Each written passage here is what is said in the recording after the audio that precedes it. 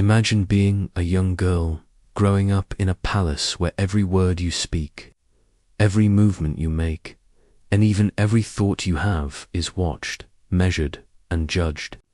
Imagine knowing, deep in your bones, that one day you will be married, but not for love. You will be married because the empire demands it, because political alliances need you, because your body and mind are considered tools of the state. This was the reality for Persian princesses under the Kajar dynasty. Their childhoods, no matter how privileged they appeared, were carefully structured to prepare them for one terrifying purpose: total compliance. They were trained from the moment they could understand instructions to obey without question, to suppress curiosity, to silence their own desires. And when their wedding night finally arrived, the fear they had been taught to feel became a living, suffocating reality. Terror, sedatives, and isolation separated the girls from their own bodies, teaching them to dissociate from their feelings as a survival strategy. Zara, one of these young princesses, experienced this firsthand. She watched events unfold as if through a pane of glass, her consciousness detached from the physical reality imposed upon her. She did not resist, she did not scream. She had been trained to comply perfectly, to hide every flicker of discomfort. And yet, when the preparation was over, when the sedatives faded, and when the oppressive weight of months of manipulation hit her all at once, she finally screamed. That scream wasn't about the physical act alone, it was about the collapse of every mental and emotional barrier she had used to survive. It was the moment her mind, which had protected her through dissociation, could no longer contain the horror. The Kajar system was not chaotic or cruel by accident, it was methodical, intentional, and precise. Older women in the palace, survivors of the same preparation, oversaw every detail, ensuring that each bride was broken just enough to guarantee obedience. Diaries and letters that survived centuries reveal patterns so consistent they are chilling. Princess Ashraf, Princess Fatima, Princess Nazara's each story reflects the same relentless objective: erase individuality, destroy autonomy, and shape compliance. Girls who tried to resist were punished not with violence, but with isolation, psychological manipulation, and relentless control. One princess, isolated for weeks, realized that resistance was impossible and remarked, "I no longer exist. I cannot refuse what a ghost cannot do." Another attempted to hide her books, her love of learning, only to have them discovered and destroyed, her intellectual curiosity labeled as disobedience. Every act of rebellion was met with calculated methods to extinguish it, proving that survival required surrender. Compliance came at a devastating cost. Girls who endured the process lived, married, and bore children, often appearing outwardly perfect in the eyes of the empire. They fulfilled ceremonial duties, maintained appearances, and produced heirs. But inside, they were changed irreversibly. The vibrant curiosity, emotional depth, and intelligence that had once defined them were replaced by hollow obedience. They moved through life like ghosts, answering only when spoken to, performing their roles while their inner selves remained fractured and absent. Contemporary accounts show that even decades later, those who had known these princesses remembered the stark contrast between the girls they had been and the women they became.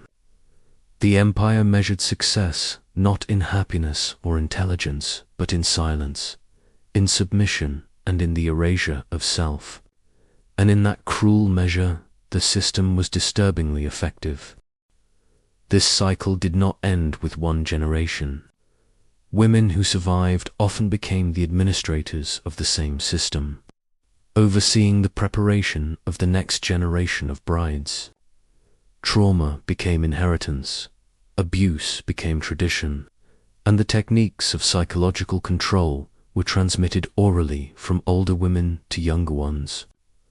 The empire had discovered how to dismantle a person's mind without leaving physical evidence, how to create absolute compliance, and how to make victims defend the system that had destroyed them.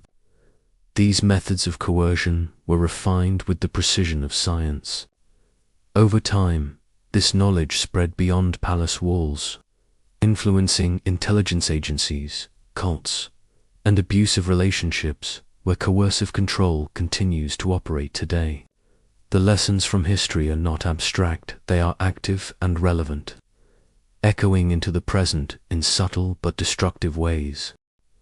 Understanding these methods today allows us to recognize patterns of coercion in modern contexts. Isolation, surveillance, control of speech, arbitrary punishment, hypervigilance, and the deliberate creation of trauma. These are not relics of the past. They are the same tools that abusers, authoritarian regimes, and manipulative organizations use to control people. The Kajar dynasty did not invent these mechanisms, but they perfected them, showing that total psychological domination is possible without leaving a single physical mark. It is a lesson in the terrifying potential of power, a warning that even systems built on appearances of tradition and duty can hide the most profound forms of cruelty. But even in the shadow of such cruelty, there is a testament to human endurance. Although many princesses were broken, their stories survived in fragments diaries. Letters, physicians' notes, and oral recollections passed down by those who witnessed the aftermath. These fragments allow historians to reconstruct the reality of what happened, to give structure and evidence to the intuitive understanding that generations of women carried in silence. Their voices, though fragmented, remind us that history is not only about the powerful, but about those who endured, survived, and bore witness to the hidden truths of their times. The fear of the wedding night was never just about the act itself. It was the culmination of years of preparation, control, and psychological manipulation. It was the moment where months of trauma converged in the most intimate and personal space a young woman could imagine. For Zara and others like her, the night marked a profound loss of self, a transformation from a girl with dreams, curiosity, and autonomy into a woman defined solely by her obedience and usefulness. Yet their stories endure, and in telling them, we learn to see the patterns of power, control, and coercion that continue to operate in the world today. The story of the Kajar brides reminds us that the most effective violence often leaves no visible marks. It happens inside the mind, hidden from plain sight, carefully cultivated over time by those in power. It teaches us that systems designed to destroy autonomy can be devastatingly precise, and that the effects last far beyond the moment of direct harm. And it challenges us to recognize and resist similar mechanisms wherever they appear today, whether in personal relationships, organizations, or institutions. These princesses may have been silenced for centuries, but their experiences carry vital lessons that power can be abused in invisible ways, that trauma can be systematized, and that awareness is the first step toward prevention. By studying their lives, we honor those who suffered, and we remind ourselves that history is not only about dates and events. It is about understanding the human consequences of power, control, and coercion. It is about seeing the invisible, naming it, and refusing to let it continue. The fear these princesses felt was real. The preparation they endured was deliberate, and the compliance they achieved was tragic.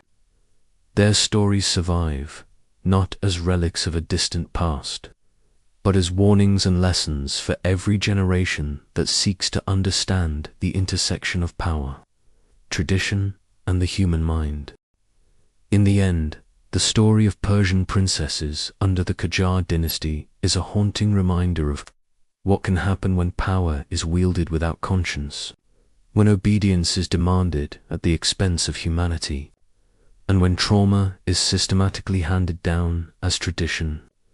Their lives teach us that the most insidious forms of violence are often invisible, carefully hidden, and deliberately denied. But through history, research, and storytelling, the truth emerges. And with truth comes understanding, recognition, and the power to prevent such cruelty from continuing. And that is why their stories, their fears, and their resilience matter not just for history, but for our world today.